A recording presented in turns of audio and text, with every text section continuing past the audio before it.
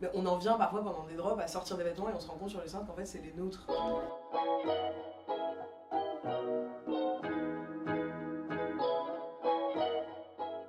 Alors moi je m'appelle Tara, du coup j'ai 25 ans, donc je suis lyonnaise. Je connais Ziad depuis très très longtemps, on était au lycée ensemble. Et du coup j'ai fait une année aux Beaux-Arts en art. Ensuite j'ai poursuivi par un DNMAD à la Martinière d'Hydro Design Textile. Donc spécialisé en transformation textile, colorisation, motifs. Et après du coup j'ai intégré le master mode et communication de l'Université de la mode.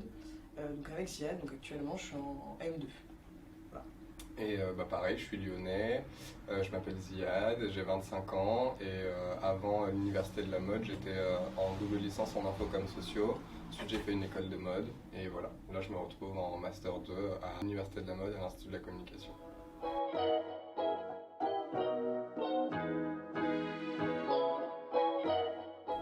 En fait, à la suite de nos études avec Ziad, on a dû faire des stages pour valider en fait nos licences. Moi, de ma part, j'ai fait un stage dans une friperie parce que la seconde main c'est quelque chose qui m'intéresse beaucoup. Et je me suis rendu compte en fait que dans l'état des choses, je me voyais pas forcément travailler pour quelqu'un. Ziad en fait s'est un peu rendu compte de la même chose de son côté avec ses expériences. Et il y avait un petit rêve qui se baladait, c'était d'ouvrir notre propre structure qui fonctionnerait comme nous on l'entend en fait. Sauf que pour accéder à ça et pour pouvoir créer une structure, on avait toute la partie, on va dire, strat, com, marketing qu'on n'avait pas forcément eu tous les deux dans nos licences qui étaient plus manuelles et créatives.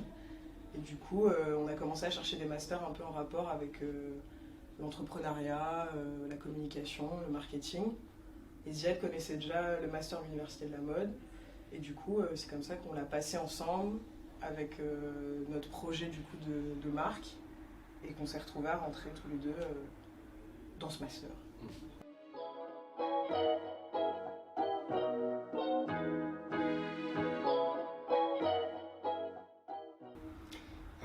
En fait, déjà aujourd'hui, de par nos expériences pro et de par notre bagage scolaire, en fait, on est très très au courant des problématiques qui sont aujourd'hui au cœur en fait un peu de l'industrie de la mode.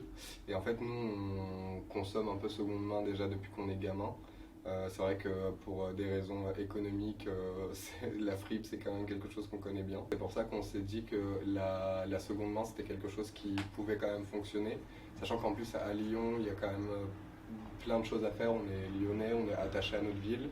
Et en fait on aimerait développer un peu plus cette conscience des gens à consommer différemment et donc du coup à venir acheter des pièces en seconde main.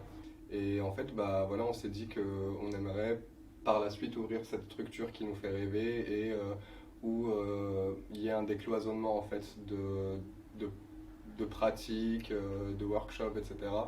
Et donc du coup en fait on s'est dit il faut quand même le faire vivre, il faut quand même que ce soit fiable économiquement, donc il fallait bien commencer par quelque part. En fait, on se retrouvait pas vraiment dans les fripes qui existaient déjà. En plus, ouais. Que ce soit d'un point de vue, j'en sais rien moi, mixité sociale, ou que ce soit d'un point de vue prix ou organisationnel. Ouais. Et c'est vrai qu'on a fait un peu de veille des friperies qui nous parlaient d'un point de vue style, on va dire. Et on s'est rendu compte qu'en fait, dans les fripes, on va dire, qui sont assez sélectives, il faut forcément faire partie d'un milieu pour se sentir à l'aise. Et nous, avec Ziad, ça nous parle pas forcément. En fait, on s'est dit, ça sert à rien d'ouvrir une énième fripe stylée, sympa, tendance, ou si t'es pas un peu sapé, si tu fais pas partie de ce milieu, quand tu rentres, tu te sens pas chez toi, quoi, en fait. Et vu que, par exemple, Ziad, il a commencé à aller aux fripes avec sa maman, en fait, nous, on voulait vraiment garder ce côté intergénérationnel. Et en fait, on a commencé à penser la fripe vraiment autour de cette idée en se disant, vu que le but à long terme, c'est d'avoir un endroit, un atelier, où les gens pourraient avoir accès aux machines, où on pourrait, comme disait Ziad, avoir de la transmission de savoir-faire, etc. En gros, la fripe, ça permettrait d'avoir un fonds de commerce. Donc en fait, on va dire que c'est le début. On s'est dit, s'il faut commencer par quelque part, il faut d'abord commencer par se lancer sur la marque de la fripe et ensuite voir autour comment faire pour avoir ensuite un tiers-lieu textile en fait, qui parlerait plus en général des vêtements, de leur fabrication, se reconnecter en fait aux vêtements, quoi, qui je pense est un truc qu'on a quand même pas mal perdu aujourd'hui à cause du prêt-à-porter. En fait, ça nous étonne d'avoir des t-shirts qui coûtent 30 € alors qu'en réalité, c'est pas normal d'avoir un t-shirt qui coûte 1 €. Donc voilà, avec toutes ces idées, c'est comme ça à la base que peu la marque Artisan Fripier Studio est née et c'était les idées qu'on a mis derrière.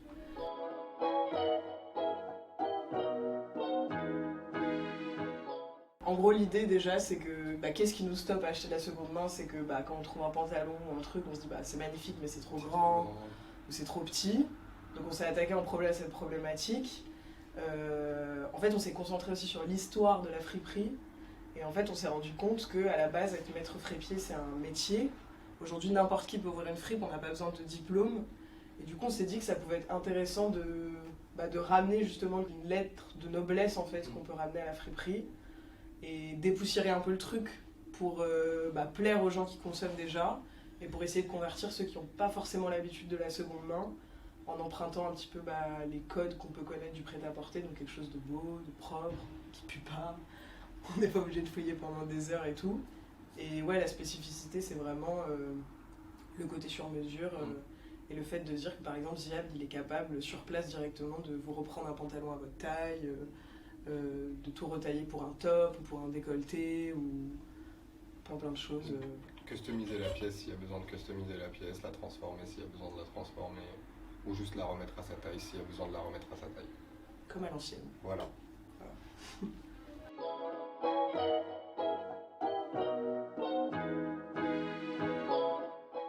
Alors, pour le moment, nous, vu qu'on a les études en parallèle et qu'on travaille aussi pour pouvoir financer le projet, on n'a pas encore de magasin qui donne sur pignon sur rue. On ne sait pas encore si sous la forme de friperie, vraiment que friperie, on aimerait avoir ça, parce qu'après tenir une boutique, c'est pas vraiment ce qui nous intéresserait. Donc pour le moment, pour nous retrouver, c'est lors d'événements. Donc on fait des événements éphémères. Donc on a une collaboration avec Maison Mabi, où on fait souvent des événements chez eux, donc qui en tire le textile à Lyon, où là on fait des événements où il n'y a que nous. Après on fait des vintage market aussi. Et en fait on achète les drops en fonction des events. Et voilà, et on compose les collections en fonction des événements qui arrivent.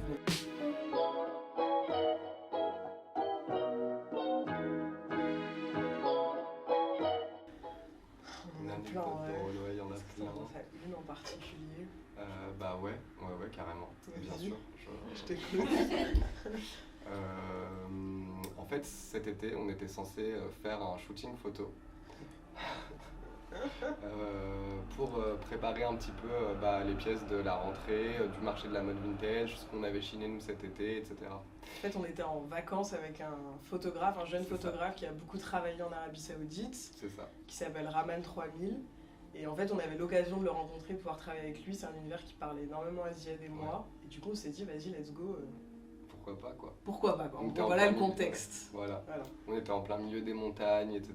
Donc on se dit, allez, c'est trop beau, on va pouvoir... Enfin, on avait plein d'idées, etc. Et du coup, avec Tara, on prépare les looks, quelques jours avant. Je pense une dizaine de jours avant. On partait en vacances avant. C'est ça. Du coup, on les prépare avant de partir, on était en voiture, on les prépare jusqu'à 3h du matin. On prépare des looks trop bien, genre avec des pièces trop cool, on était trop contents. On les met dans une belle housse, on fait chaque look enceinte, on s'organise quoi. Voilà. Et du coup, moi j'avais pour mission de ramener ces pièces avec moi là où on allait. Et du coup, j'avais aussi d'autres vêtements qu'on avait achetés, qu'on avait thrifté à ce moment-là, etc. Parce qu'on a chiné tout l'été, du coup la voiture se remplissait progressivement de tous les vêtements qu'on trouvait au fur et à mesure des endroits où on allait. Voilà. Tout se mélangeait un peu. Et en fait, je rentre à Lyon et je ramène toutes les fringues, etc., tous les sacs, tous les machins, plus la housse. Et je repartais le lendemain, en voiture aussi. Et en fait, Tara, qui me disait genre, mais laisse les housses dans la voiture. Moi, je sais pas pourquoi, en fait, je les ai sortis de la voiture et je les ai pris avec moi chez moi, en fait. Je les ai posés là-bas. Et en fait, le lendemain, je prends la voiture, et je pars. Et je pars direction Tara, direction des vacances, direction le soleil, tout avec mes petites valises, avec mes petites fringues, etc. Mais sans les housses. Et donc j'arrive, etc. Et donc Tara qui me dit... Donc, quand moi j'en ai parlé avec le photographe, parce que moi j'étais déjà sur place avant lui, donc je lui parlais, il m'expliquait les looks, donc moi je lui décrivais toute l'histoire qu'on voulait raconter derrière, parce qu'on avait pensé à quelque chose, en gros comme quelqu'un de la ville qui irait gravir la montagne, faire une sorte de working girl, working boy, version randonnée quoi. Enfin bref, on était au taquet quoi, sur les idées du coup. Et en fait, j'arrive à la maison. Et là, donc on commence à se poser, on boit l'apéro, etc. Machin, et on commence à parler du shooting photo. Et en fait, moi, j'en parle normal, comme ça, etc. Machin. Et au bout d'un moment, je me rends compte que j'ai oublié les fringues.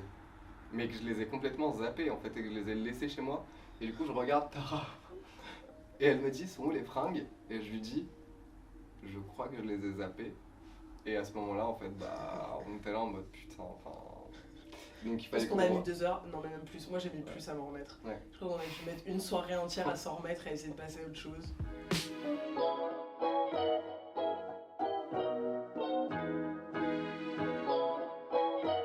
Déjà je pense qu'on est d'accord avec Ziad pour dire que l'avenir de la mode c'est les créateurs et la seconde main.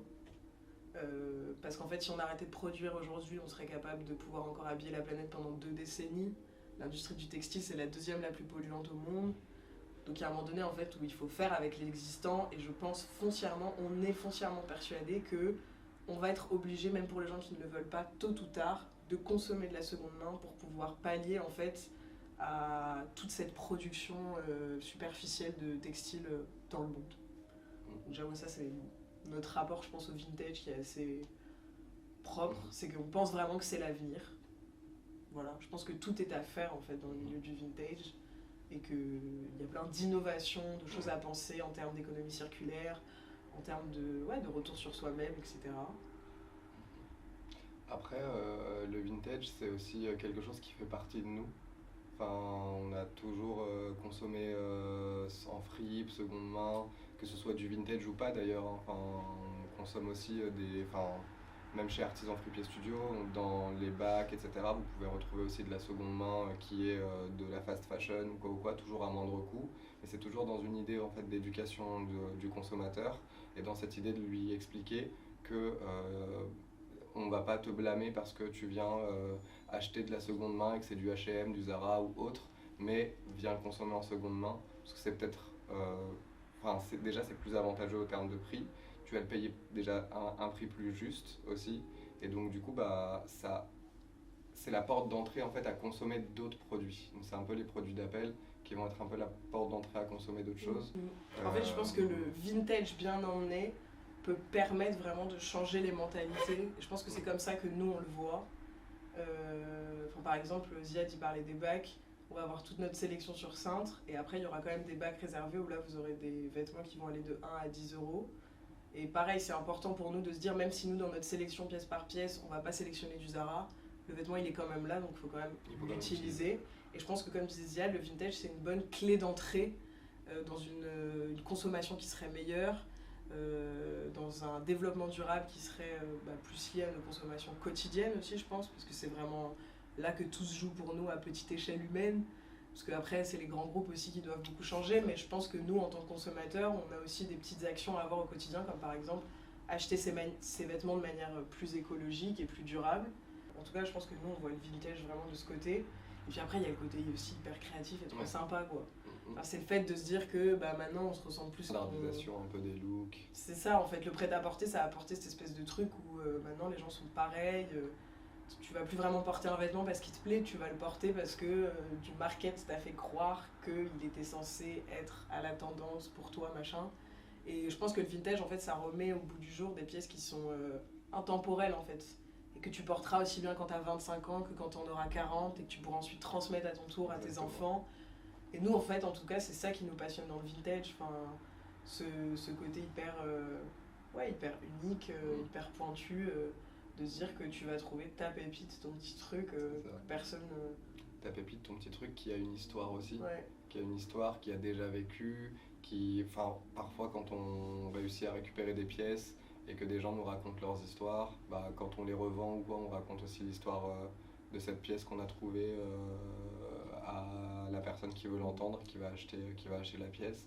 Donc c'est ça aussi, c'est vraiment large en vrai de vrai. Il y a trop de choses qui sont liées à l'humain et qui sont liées en fait à une manière de consommer, à une manière de vivre qui nous ressemble et à laquelle on croit. Et du coup c'est pour ça en fait qu'on se dit le vintage c'est quand même quelque chose qui qu'il y a de l'avenir. Et puis moi j'ai foi en vrai, en la nouvelle génération, en tout ce que les gens entreprennent.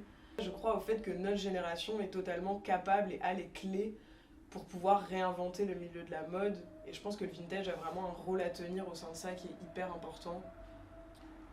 Voilà.